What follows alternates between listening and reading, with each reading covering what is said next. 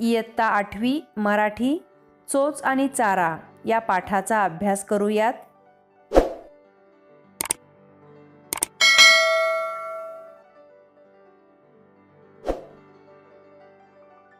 चोच आणि चारा या पाठाचे लेखक आहेत मकरंद जोशी. मकरंद जोशी हे सहल संयोजक, पर्यावरणप्रेमी आणि प्रसिद्ध लेखक आहेत. त्यांनी अनेक पुस्तके लिहिली आहेत. प्रवास एका प्रवासाचा हे केसरी पाटील या सहल उद्योजकाचे आत्मकथन, 2 ध्रुवांवर 2 पावले हे प्रवास वर्णन, पर्यटन मार्गदर्शक मालिका ही पर्यटन विषयावरील पुस्तके, घर श्रमिकांचं हा कथासंग्रह इत्यादी पुस्तके त्यांची प्रसिद्ध झालेली आहेत. विविध नियतकालिकांमध्ये पर्यटन, पर्यावरण या विषयांवर आणि अन्य प्रासंगिक विषयांवर विविध प्रकारचे लेखन प्रसिद्ध आहे. पाठपरिचय थोडक्यात पाहूयात. माणसाला अन्य प्राण्यांविषयी विलक्षण कुतूहल आहे. या सगळ्या प्राण्यांमध्ये पक्षी हे माणसाच्या अधिक निकट वावरणारे प्राणी आहेत. त्यामुळे पक्ष्यांविषयी माणसाला नेहमीच आपुलकी आणि कुतूहल वाटत आले आहे. या पाठात लेखकांनी पक्ष्यांविषयी खूप महत्त्वाची माहिती सांगितली आहे. पक्ष्यांचा अधिवास आणि त्या परिसरातील उपलब्ध अन्न यांच्या अनुषंगाने पक्ष्यांची चोच घडवलेली दिसून येते.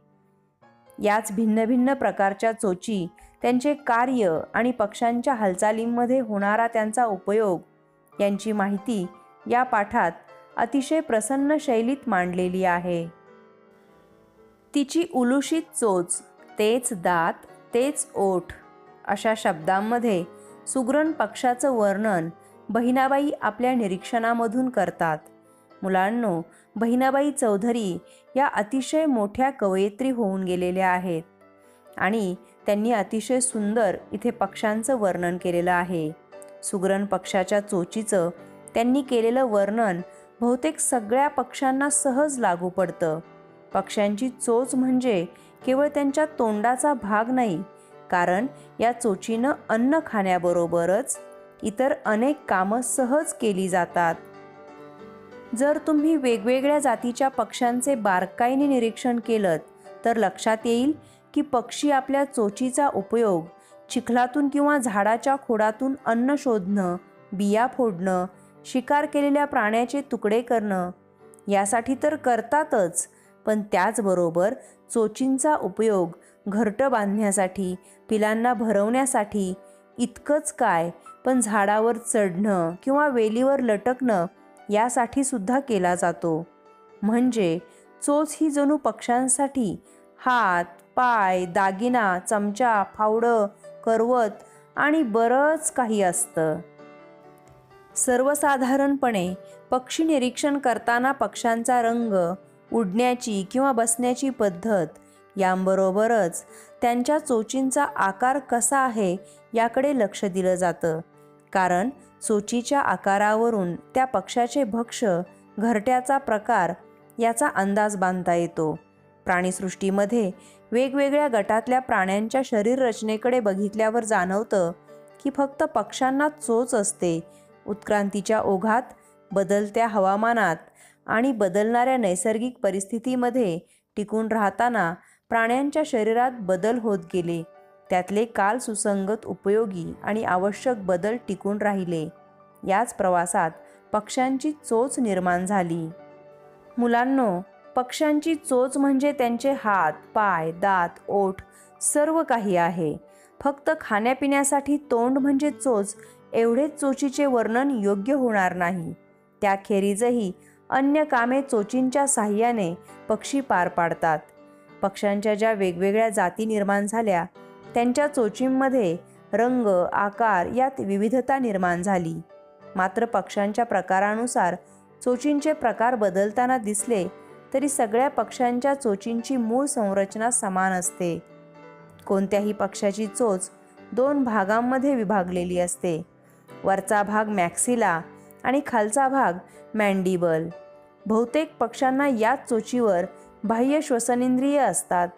तुम्ही जर बारकाईनं निरीक्षण केलं तर पक्ष्यांच्या चोचीच्या सुरुवातीला 2 लहान छिद्र दिसतात. या छिद्रांमधूनच पक्षी श्वासोच्छ्वास करतात. अपवाद म्हणून किवी पक्ष्यांमध्ये ही छिद्र चोचीच्या टोकांवर असतात. मुलांनो, साधारणपणे पक्षी निरीक्षण करताना पक्ष्यांचा रंग, त्यांची उडण्याची व बसण्याची पद्धत आणि चोचींचा आकार या गोष्टी बघण्याची रीत आहे. चोचींवरून त्यांचे भक्ष्य कोणते आणि त्यांच्या घरट्यांचा आकार कोणता याचा अंदाज बांधता येतो. पक्षी अंड्यामध्ये असताना त्यांच्या चोचीच्या टोकावर एक दातासारखा भागही येतो. त्याला एकटूथ असे म्हणतात. अंड्यात पूर्ण वाढ झालेल्या पक्ष्यांच्या चोचीवर हा चिमुकला दात उगवतो. ह्याच दाताच्या मदतीनं पक्षी आपल्या अंड्याचं कवच आतून फोडून बाहेर येतो. सगळ्याच पक्ष्यांना हा एकटूथ असतो. अपवाद म्हणजे किवी पक्ष्याची पिले. ही पिले लाथा मारून अंड्याचे कवच फोडतात. स्टार्कमध्ये काही पक्षी नेहमी त्यांच्या लांब लांब चोची आपटताना दिसतात. चोचीवर चोच आपटून ते जो आवाज करतात त्याला वेगवेगळे अर्थ असतात. चोचीच्या वैशिष्ट्यपूर्ण आकारामुळे लक्षात राहणाऱ्या पक्ष्यांची यादी केली तर त्यात अर्थातच धनेश म्हणजेच हॉर्नबिल पक्षाचा क्रमांक बहुधा पहिला लागेल. गुलाबी फ्लेमिंगो पक्ष्यांची चोच वैशिष्ट्यपूर्ण आकाराची असते. आपल्या गुलाबी शेंद्री पंखांनी अग्निपंख हे नाव सार्थ करणाऱ्या फ्लेमिंगोची चोच मध्येच वाकडी झालेली असते. फ्लेमिंगोची भक्ष्य शोधण्याची, खाण्याची पद्धत जरा वेगळीच आहे. पक्ष्यांची चोच म्हटल्यावर सर्वात आधी जो शब्द आठवतो तो आहे अणकुचीदार. तो लागू होतो गरुड, घार, ससाना अशा शिकारी पक्ष्यांना.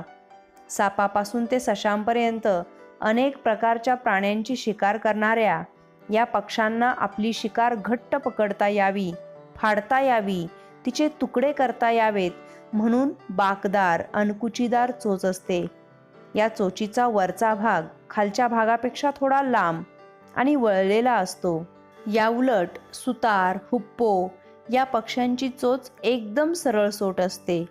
त्यांना जमिनीवरचे किडे, झाडाच्या खोडात दडलेले किडे शोधून बाहेर काढून खायचे असतात. चिमुकले शिंजीर अर्थात चक्करखोरा म्हणून ओळखले जाणारे सनबर्ड्स फुलांमधला मधुरस चोखतात. त्यासाठी त्यांना शरीरापेक्षा लांब बाकदार चोच असते. आकाराने चिमणीपेक्षाही लहान असलेला सनबर्ड एखाद्या फुलाच्या पाकळीवर आरामात बसून फुलाला धक्काही न लावता आपल्या पातळ बाकदार लांब चोचीनं फुलातला मध खातो. चोचीचा सर्वात आगळा उपयोग करणारा पक्षी म्हणजे पोपट. आपल्या काहीशा जाडसर शिवाय बाकदार चोचीने पोपट शेंगा किंवा अगदी तिळा इतक्या लहान बिया तर आरामात फोडून खातोच. शिवाय झाडाच्या डहाळ्यांवरून चालताना याच चोचीने डहाळी पकडून पोपट आपल्या चोचीचा उपयोग पायांसारखाही करतो. उडता उडता पाण्यावर सूर मारून अचूक मासे पकडणाऱ्या खंड्याची चोच सरळसोट आणि टोकदार असते. कीटकांवर, विशेषतः माशांवर उदरनिर्वाह करणाऱ्या वेड्या राघूची चोचही त्याला उडता उडता माशा, टोळ पकडायला सोपं जावं अशीच सरळ आणि लांब असते. आपलं नचाकतदार घरटं विणणाऱ्या सुगरण किंवा बाया पक्षाची चोच फार वेगळी नसते. नजाकत म्हणजे अतिशय सुबक अशी. बहिणाबाईंनी वर्णन केल्याप्रमाणे तिची उलुशीत चोच आणि सुगरण पक्षी घरटे विणण्याची कलाकुसर कशी करतो हा प्रश्न पडतोच. याउलट चोचीने पाने शिवून घरटे विणणाऱ्या शिंपी पक्षाची चोच एखाद्या सुईसारखी पातळ आणि टोकदार असते. मुलांनो, धनेश पक्षाची चोच वैशिष्ट्यपूर्ण आकाराची असते. गुलाबी शेंद्री रंगाच्या फ्लेमिंगोची चोच मध्येच थोडी वाकडी असते. गरुड, घार, ससाना यांची चोच अणकुचीदार असते. त्यांच्या चोचीचा वरचा भाग खालच्या भागापेक्षा थोडा लांब असतो आणि टोकाशी बाकदार असतो. सुतार व हुप्पो यांची चोच सरळसोट असते. चिमुकल्या शिंजीर पक्षाची चोच बाकदार, लांब व पातळ असते, तर पोपटाची चोच बाकदार आणि जाडसर असते. खंड्या पक्षाची चोच सरळसोट व टोकदार असते. वेड्या राघूची चोच तर सरळ आणि लांब असते. सुगरण किंवा बाया पक्षाची चोच चिमुकली असते. शिंपी पक्ष्याची चोच एखाद्या सुईसारखी आणि टोकदार असते. पक्ष्यांचं हे चोचपुराण पाहिल्यावर एक गोष्ट लक्षात येते. निसर्गाच्या या अफाट पसाऱ्यामध्ये प्रत्येक जीवाला विशिष्ट असं स्थान आहे आणि त्या स्थानावर तो जीव राहावा म्हणून निसर्गाने त्याला काही आयुध, हत्यारं दिली आहेत. पक्ष्यांची चोच हे त्याचं उत्तम उदाहरण म्हणता येईल. प्रत्येक पक्ष्याची चोच त्याच्या अधिवासाप्रमाणे अन्नानुसार बदलत असते. पण जर असे वेगवेगळी भूमिका बजावणारे पक्षी एखाद्या परिसरात नसतील तर? या तर वरही निसर्गाकडे उत्तर आहे.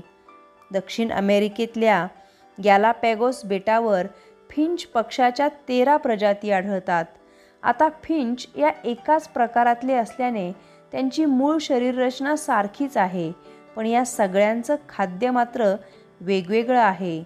म्हणजे एक फिंच जमिनीवरील किडे खातो, दुसरा कठीण कवचाची फळं खातो, तिसरा धान्य खातो, तर चौथा झाडाच्या सालीतील किडे खातो.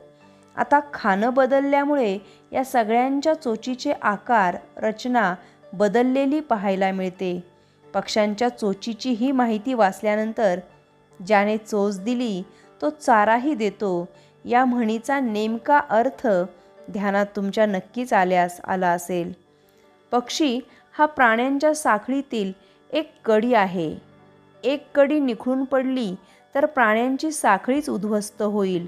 म्हणून निसर्गाने त्यांना जगण्याची सर्व आयुध दिलेली आहेत. चोच हे त्यातलं प्रमुख आयुध आहे. अधिवास आणि अन्नाची सोय यानुसार त्यांच्या चोचीचा आकार ठरतो आणि ते जगण्यास समर्थ ठरतात.